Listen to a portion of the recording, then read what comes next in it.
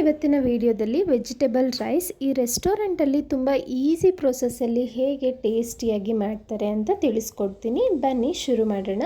ಮೊದಲಿಗೆ ಅಕ್ಕಿ ನೆನೆಸ್ಕೊಳ್ತಾ ಇದ್ದೀನಿ. ಇದೇ ಗ್ಲಾಸಲ್ಲಿ 1.5 ಗ್ಲಾಸ್ ಆಗುವಷ್ಟು ಅಕ್ಕಿನ ತೊಳೆದು ನೆನೆಯೋದಕ್ಕೆ ಬಿಡೋಣ. ಅಡುಗೆ ಮಾಡೋಕ್ಕಿಂತ ಮುಂಚೆ ಅಕ್ಕಿನ ನೆನೆಸ್ಕೊಂಡ್ರೆ ಸಾಕಾಗುತ್ತೆ.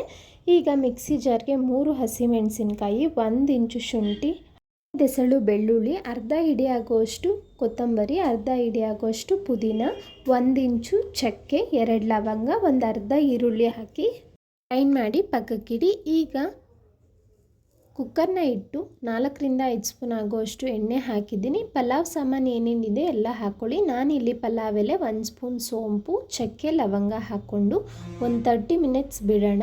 ಆ ಫ್ಲೇವರ್ ಎಲ್ಲ ಎಣ್ಣೆ ಬಿಟ್ಕೊಂಡ ನಂತರ ಇಲ್ಲಿ 1 ಮೀಡಿಯಮ್ ಸೈಜ್ ಈರುಳ್ಳಿನ ಕಂದು ಬಣ್ಣ ಬರೋವರೆಗೂ ಫ್ರೈ ಮಾಡ್ಕೊಂಡಿದ್ದೀನಿ. ಆನಂತರ ಮಿಕ್ಸ್ಡ್ ವೆಜಿಟೇಬಲ್ ಏನೇನಿದೆಯೋ ಎಲ್ಲ ಹಾಕ್ಕೊಳ್ಬೋದು. ನಾನಿಲ್ಲಿ ಹಸಿ ಬಟಾಣಿ ಮತ್ತು ಕ್ಯಾರೆಟ್ನ ಹಾಕ್ಕೊಂಡು 2ರಿಂದ 3 ನಿಮಿಷ ಫ್ರೈ ಮಾಡ್ಕೋಬೇಕಾಗುತ್ತೆ. ಅನಂತರ ರುಚಿಗೆ ತಕ್ಕಷ್ಟು ಉಪ್ಪನ್ನು ಹಾಕ್ಕೊಂಡೆ ಫ್ರೈ ಮಾಡ್ಕೊಳ್ಳೋಣ. 2ರಿಂದ 3 ನಿಮಿಷ ಆದಮೇಲೆ ನಾನಿಲ್ಲಿ 2 ಮೀಡಿಯಮ್ ಸೈಜ್ ಟೊಮೆಟೊನ ಸೇರಿಸ್ಕೊಂಡಿದ್ದೀನಿ. ಟೊಮೆಟೊನು ಕಂಪ್ಲೀಟಾಗಿ ಸಾಫ್ಟ್ ಆಗಬೇಕು. ಮತ್ತು ಇನ್ನೊಂದು 2 ನಿಮಿಷ ಫ್ರೈ ಮಾಡ್ಕೊಳ್ಳಿ. ಅಷ್ಟರಲ್ಲಿ ತರಕಾರಿನೂ ಸ್ವಲ್ಪ ಕ್ರಂಚಿಯಾಗಿ ಫ್ರೈ ಆಗಿರುತ್ತೆ. ಈಗ ಟೊಮೆಟೊ ಸಾಫ್ಟ್ ಆಗಿದೆ. ರುಬ್ಬಿ ಇಟ್ಕೊಂಡಿರೋ ಅಂಥ ಮಸಾಲೆನ ಹಾಕ್ಕೊಳ್ತಾ ಇದ್ದೀನಿ. ಮಸಾಲೆ ಹಸಿ ಸ್ಮೆಲ್ಲೆಲ್ಲ ಹೋಗಿ ಎಣ್ಣೆ ಬಿಟ್ಕೊಂಡು ಗಟ್ಟಿ ಆಗುತ್ತೆ, ಗ್ರೇವಿ ಥರ. ಅಲ್ಲಿ ತನಕ ಫ್ರೈ ಮಾಡ್ಕೋಬೇಕಾಗುತ್ತೆ. ನೋಡಿ, ಎಣ್ಣೆ ಬಿಟ್ಕೊಂಡಿದೆ, ಅದರಲ್ಲಿರೋ ನೀರಿನ ಅಂಶ ಎಲ್ಲ ಹೋಗಿ ಈ ರೀತಿ ಗಟ್ಟಿ ಆಗಬೇಕು. ಈಗ 1 ಸ್ಪೂನ್ ಆಗುವಷ್ಟು ಧನಿಯಾ ಪುಡಿ, ಅರ್ಧ ಸ್ಪೂನ್ ಆಗುವಷ್ಟು ಖಾರದ ಪುಡಿ ಹಾಕ್ಕೊಂಡಿದ್ದೀನಿ. ಖಾರಕ್ಕೆ ತಕ್ಕಂತೆ ನೋಡಿಕೊಂಡು ಖಾರದ ಪುಡಿ ಹಾಕ್ಕೊಳ್ಳಿ. ಎಲ್ಲವನ್ನು ಚೆನ್ನಾಗಿ ಮಿಕ್ಸ್ ಮಾಡ್ಕೊಳ್ಳೋಣ. ನೋಡಿ, ತರಕಾರಿ ಎಲ್ಲ 50% ಕುಕ್ ಆಗಿದೆ. ಈಗ ನಾನು ನೆನೆಸಿ ಇಟ್ಟಿರೋ ಅಂಥ ಅಕ್ಕಿನ ಹಾಕ್ಕೊಂಡು ಇದಕ್ಕೆ 1 ಸ್ಪೂನ್ ಆಗುವಷ್ಟು ತುಪ್ಪ ಹಾಕ್ಕೊಳ್ತಾ ಇದ್ದೀನಿ.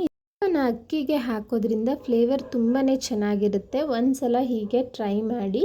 1 ಸ್ಪೂನ್ ಅಥವಾ 2 ಸ್ಪೂನ್ ತುಪ್ಪ ಹಾಕ್ಕೊಂಡು 2 ನಿಮಿಷ ಈ ರೀತಿ ಫ್ರೈ ಮಾಡ್ಕೊಳ್ಳಿ. ಅಕ್ಕಿನ ಈ ರೀತಿ ಹುರಿಯೋದ್ರಿಂದ ನಮಗೆ ಉದ್ರಾಗುತ್ತೆ. ಅನಂತರ ನಾನಿಲ್ಲಿ 1.5 ಗ್ಲಾಸ್ ಅಕ್ಕಿಗೆ 3 ಗ್ಲಾಸ್ ಆಗುವಷ್ಟು ನೀರನ್ನ ಸೇರಿಸ್ಕೊಂಡಿದ್ದೀನಿ. ಎಲ್ಲವನ್ನು ತಿರುಗಿಸ್ಕೊಂಡು ಉಪ್ಪು ಖಾರ ಸರಿ ಇದೆಯಾ ಚೆಕ್ ಮಾಡ್ಕೊಳ್ಳಿ. ಅನಂತರ ಕುದಿ ಬರಬೇಕು. ಕುದಿ ಬಂದ ನಂತರ ಇಲ್ಲಿ ಕುಕ್ಕರ್ನ ಕ್ಲೋಸ್ ಮಾಡಿ 2 ವಿಸಿಲ್ ಬರೆಸ್ಕೊಳ್ತೀನಿ. ಅಷ್ಟರಲ್ಲಿ ಈ ರೈಸ್ ಬಾತ್ಗೆ ಮೊಸರು ಬಜ್ಜಿ ಹೇಗೆ ಮಾಡ್ಕೊಳ್ಳೋದು ನೋಡೋಣ. ಗಟ್ಟಿ ಮೊಸರಿಗೆ ಇಲ್ಲಿ ಈರುಳ್ಳಿ, ಕ್ಯಾರೆಟು, ಕೊತ್ತಂಬರಿ ಸೊಪ್ಪು ಹಾಗೂ ರುಚಿಗೆ ತಕ್ಕಷ್ಟು ಉಪ್ಪನ್ನು ಹಾಕಿ ಮಿಕ್ಸ್ ಮಾಡ್ಕೊಳ್ತಾ ಇದ್ದೀನಿ. ಮೊಸರು ಬಜ್ಜಿ ಯಾವಾಗಲೂ ಸ್ವಲ್ಪ ಗಟ್ಟಿ ಇರಬೇಕು, ಆಗಲೇ ಚೆನ್ನಾಗಿರೋದು. ಈ ಕಡೆ ವಿಸಿಲ್ ಬಂದಿದೆ. ಕಂಪ್ಲೀಟಾಗಿ ಕುಕ್ಕರ್ ತಣ್ಣಗಾದ ನಂತರ ಓಪನ್ ಮಾಡ್ತಿದ್ದೀನಿ.